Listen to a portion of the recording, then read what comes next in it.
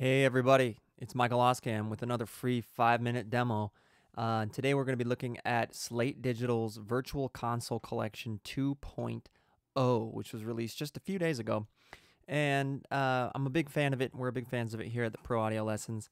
And I wanted to give you a quick run through of the interface and some of the benefits to this amazing plugin. For those of you who don't know, it's designed to turn your in-the-box mixes, meaning mixes that you do entirely with software via plugins and your digital audio workstation, and give them the analog kind of character and sound that's always missing in the digital realm. So it's designed to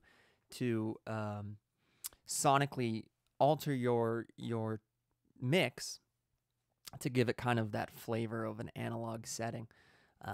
And it does it very, very well. This 2.0 version is even better. I was a big fan of Virtual Console Collection the first time, and I was slightly disappointed because when I went to Pro Tools 11, there was no AAX version and couldn't use it for almost, 6 months, a year, something like that. But all is good now because 2.0 is out. So first big difference you can see here is that it's housed within the Virtual Mix Rack plugin. So when you go to download your Virtual Console Collection 2.0, you will have to also install the Virtual Mix Rack, which is no big deal. And in fact, I had the Virtual Mix Rack already. So that's what these units are over here. We have the 1176 model, the SSL, the Neve, and Revival. That's one of the free ones that they give. And now you'll see the Virtual Console Collection channel and Mix Bus are within the Mix Rack. So let's give you a quick demonstration. First, I'm going to tell you how to set it up quickly, and then I'm going to give you an audio rep. First, let's listen to what we're listening to today. This is one of my songs.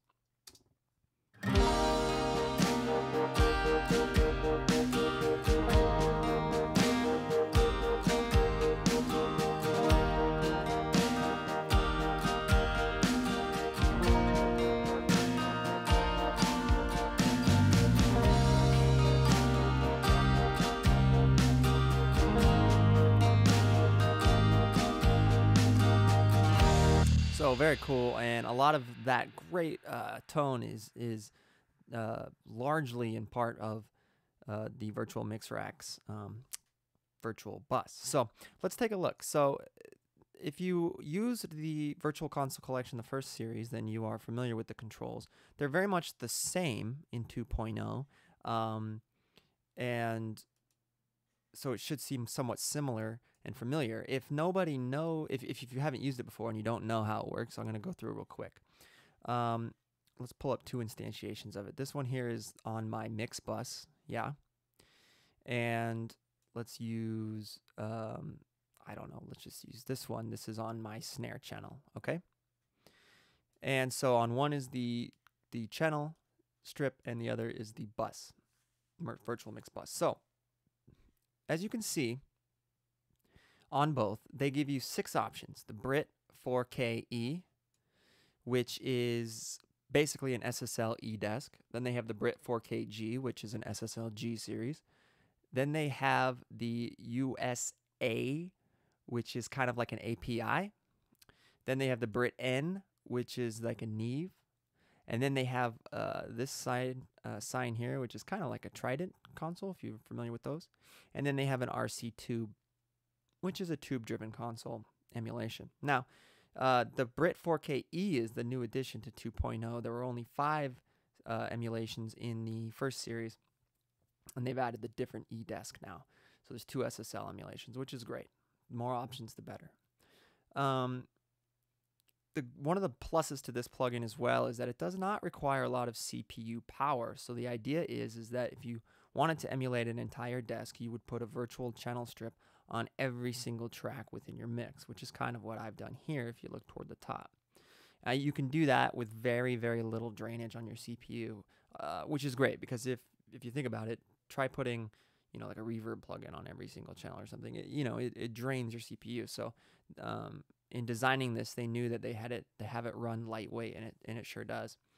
The idea then is to put a channel on each channel strip or each instrument, and then on any type of busing situation you have going on. So here I have my mix bus, my 2 bus.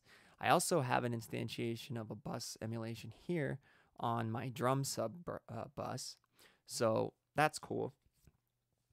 And quite simply, if I look at my mix bus, you'll see on the bottom right here we have grouping. And you can have up to 8 groups, which is amazing.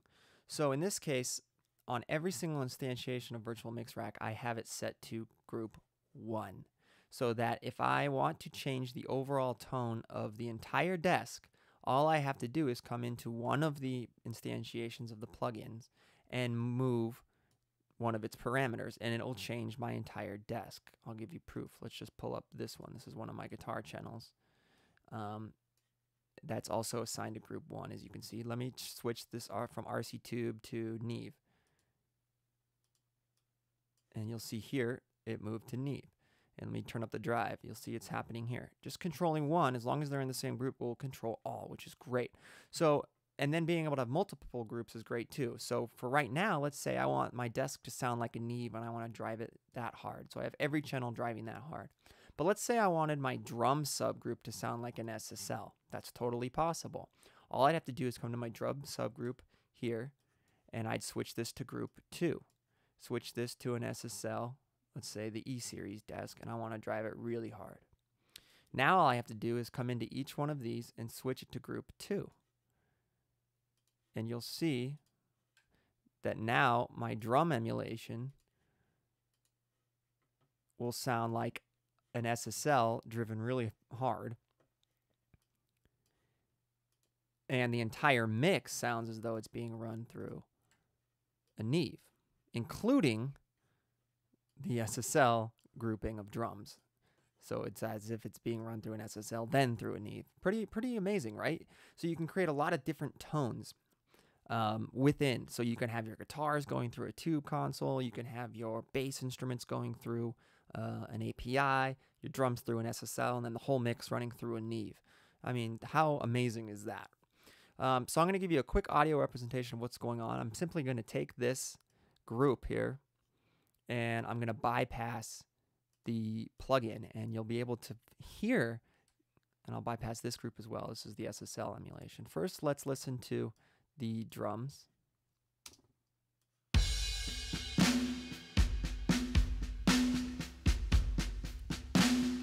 So that's with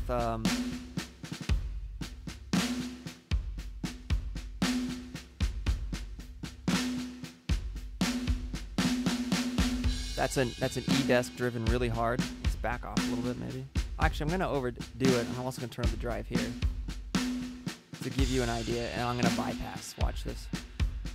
With it. Without.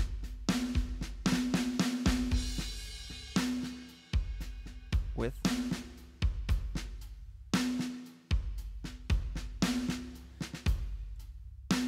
Let's try an API. This is just the drums now. Without. Do you hear how the character, the bottom, everything kind of falls out when I bypass it? It's kind of that intangible thing. It's the way that the channels crosstalk and the way that the circuitry and everything just gives it this character and this feel that cannot be emulated any other way, really, inside of a digital audio workstation. Let's listen to the entire mix now. I'm going to leave the drum group on. The master bus emulation is bypassed. Let me kick it on and let's take a listen. So this is a Neve.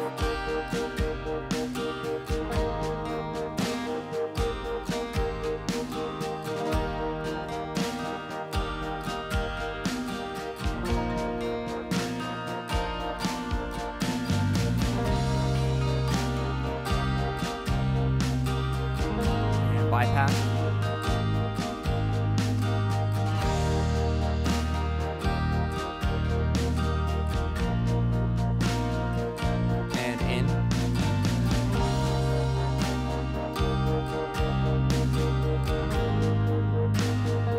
Pretty incredible results, you guys. Honestly, this is definitely a plugin worth looking into, worth picking up.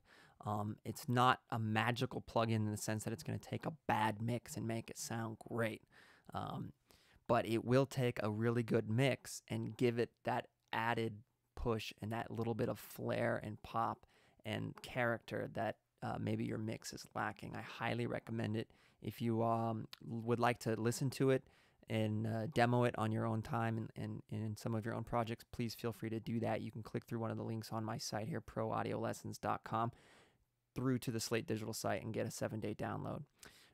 Stick around for the next free 5-minute demo, and I hope you guys have a great night.